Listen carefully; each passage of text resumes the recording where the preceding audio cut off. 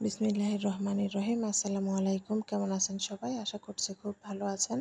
তো বরাবরের মতোই একটা ভিডিও নিয়ে হাজির হয়ে গেলাম আপনাদের মাঝে। এখন আমি আপনাদেরকে দেখাবো আমি কিভাবে ডাটা ভাজি করি।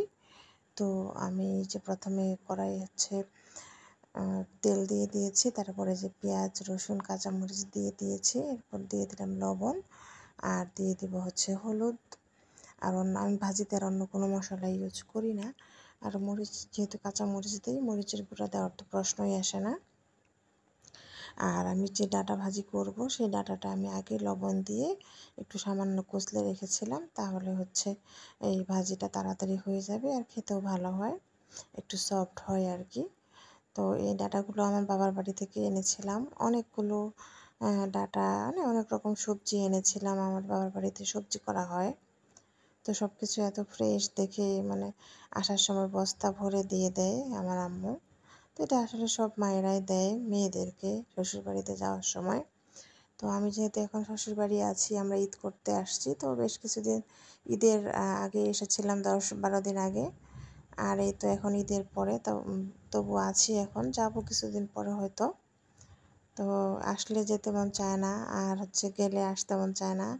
আসলে জার্নি করতে খুব খারাপ লাগে, যেহেতু ছোট বাচ্চা আছে সাথে। তো আমি একটু ডাটা ভাজি করে নিচ্ছি, রাতের খাবো। আরও তরকারি আছে, তো শাশুড়ি মা বললো যে একটু ভাজি করো। তো এই তো পেঁয়াজ কাঁচামরিচ দিয়ে শাশুড়ি মার এই যে কোটি টাকার কড়াই ভাজি করছি। এসব কড়াই ইগনোর করবেন, কারণ এগুলো অনেক আগের কড়াই। আর আমার শাশুড়ি মার এটা তখন লাকড়ির চুলায় ব্যবহার করতো।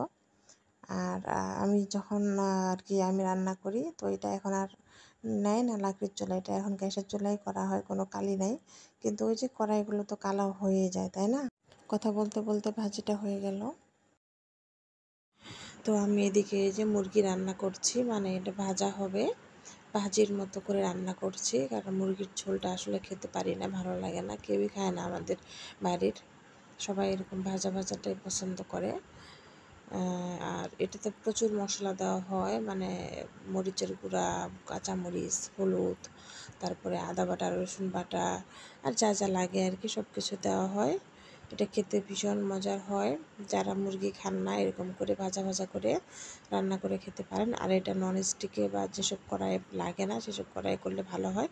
আর নর্মাল যেসব কড়াই আছে সেগুলোতে যদি করতে চান তাহলে মশলাটা পুড়ে যাবে, আর এটা খেতে ভালো লাগবে না। আর এটা কিন্তু ভাজা না হলেও খেতে ভালো লাগবে না, এটা কিন্তু ভালোভাবে ভাজতে হবে ধৈর্য নিয়ে। যাদের ধৈর্য নেই তাদের দ্বারা এই তরকারি হবে না। তো আশা করি আপনারা বুঝতে পেরেছেন আমি কি বোঝাতে চেয়েছি। এই তো আমার মুরগি ভাজাটা কিন্তু প্রায় হয়ে যাচ্ছে।